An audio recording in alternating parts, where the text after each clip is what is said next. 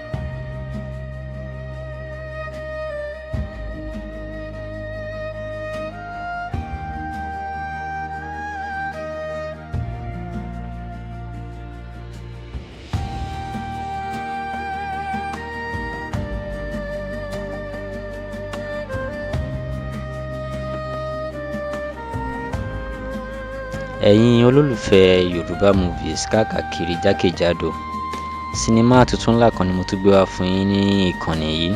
Sinimá yìí là ń pè ní Agbófinró. Sinimá yìí jẹ́ sinimá ńlá, sinimá tó jẹ́ pé gbajúgbajà. Ẹ̀yin kan lè ti wo sinimá yẹn, ẹ̀yin kan lè má ti wò. Mo ṣe ní kí n mú wá fún yín bẹ́ẹ̀ ni. Sinimá yìí jẹ́ sinimá ńlá, ó sì rántí pé ó gbajúgbajà. Fíìmù yìí gbajúgbajà gan. Gbogbo èèyàn ló ń fẹ́ wo fíìmù yìí. Ẹ̀yin tẹ́ bá ti wo fíìmù yìí, ó yẹ kẹ́ wo fíìmù yìí lọ́wọ́lọ́wọ́ báyìí, nítorí pé fíìmù yìí ó sọ̀rọ̀ nípa crime story ni ó sọ̀rọ̀ nípa, tó dẹ̀ jẹ́ pé ó fine gan. Bẹ́ẹ̀ ni, ẹ máa enjoy ẹ̀ tẹ́ bá wò. Ayọ̀ Ọláìyá ló package sinimá yẹn. Ayọ̀ Ọláìyá ó package fíìmù yìí dáadáa. Bẹ́ẹ̀ ni, àwọn èèyàn ńlá wọn wà nínú sinimá yìí dáadáa. Ayọ̀ Ọláìyá fún rẹ̀ ó wà nínú sinimá yìí. Fisáyọ̀ Àbẹ̀bí ó wà nínú fíìmù yẹn. Bẹ́ẹ̀ náà ni ìyá Àbẹ̀bí náà wà nínú fíìmù yìí. Àwọn èèyàn ńlá wọ́n wà nínú fíìmù yìí, tó jẹ́ pé mi ò lè máa ka orúkọ wọn tán. Níbi pé tẹ́yin gan bá wo fíìmù yìí, ẹ máa like ẹ̀. Ẹ mọ̀ pé fíìmù tí wọ́n ṣe tó ní part 1, part 2, part 3, part 4, tó ní part 5, tó tún ní part 6, ó yẹ kẹ́ mọ̀ yín pé tí ó bá wà interesting, àwọn èèyàn ní keep láti máa béèrè fún, láti máa jẹ́ kí wọ́n máa tún kó máa ṣe, kó máa continue láti máa ṣe lọ. So fíìmù yẹn jẹ́ fíìmù tó wà interesting. Tẹ́ ẹ bá ti wo fíìmù yẹn, bóyá èyíkéyìí tẹ́ bá fẹ́ wò ńbẹ̀, bóyá part 1 to part 5 ní tó part 6, màá ṣàlàyé fún yín bẹ́ẹ̀ ṣe lè wò nínú fídíò yìí. Ẹ máa bá mi ká lọ. So tẹ́ bá fẹ́ wo sinimá yìí, ìyẹn fíìmù tá a pè ní Agbófinró yìí látọwọ́ Ayọ̀ Ọláìyá, nǹkan tẹ́ máa ṣe ọ̀pọ̀.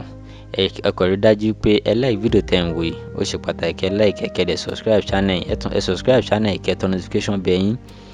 Tẹ́ bá ti ṣe eléyìí láti fi encourage mi dáadáa, ẹ wá bọ́ sínú description box yẹn.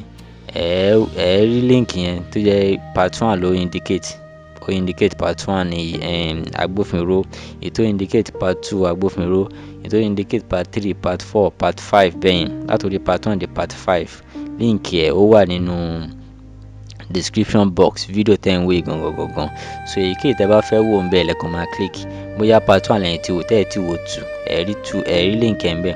Bóyá 2 lẹ́yìn tí wò tẹ́ ẹ ti wò 3, ẹ rí link ẹ̀ nínú description box yẹn. Bóyá 4 lẹ́yìn tí wò tẹ́ ẹ ti wò 5, ẹ rí link 5 nínú description box yẹn. Ẹ kàn máa click ẹ̀ ní, ẹ dẹ̀ máa wo official movie ìyẹn Agbófinró lójú screen yín. Tẹ́ bá fẹ́ wo part 6, torí pé àwọn kan ti ń béèrè fún part 6 ẹ̀, nítorí ìgbà tí 5 ti jáde yẹn náà ti ń fẹ́ wo 6. Tẹ́ bá fẹ́ wo 6 Agbófinró, nǹkan tẹ́ máa ṣe náà pọ̀. Ẹ like fídíò tẹ́ ń wò gangan. Ẹ ó ṣe pàtàkì, ẹ like fídíò yìí. Ẹ subscribe channel tẹ́ wá, kẹ́ dẹ̀ tọ́ notification bell yín. Ẹ̀yin tẹ́ fẹ́ part 6 Agbófinró, ó ṣe pàtàkì, ẹ subscribe channel, kẹ́ dẹ̀ tọ́ notification bell yín. Ẹ wá bọ́ sínú comment section yẹn. Ẹ comment síbẹ̀ yìí pé Agbófinró part 6 kí wọ́n bá yín release ẹ̀.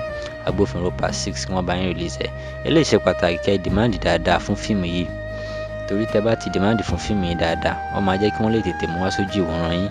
Tí wọ́n bá ṣe wá mú wá sójú ìwòran yín, àwa máa ṣe update fún yín, bẹ́ẹ̀ tá fi máa jẹ́ kẹ́ mọ̀ yín pé Agbófinró part 6 wọ́n ti ń show ẹ̀. A dẹ̀ máa direct yín bẹ́ẹ̀ ṣe lè wo agbófinró part 6. Eléyìí ṣe pàtàkì tó tẹ́ bá ti demand fún wọn máa rí pé kò sí any reason tí wọ́n máa fi keep fíìmù yẹn tí wọ́n ti ní mú part 6 jáde.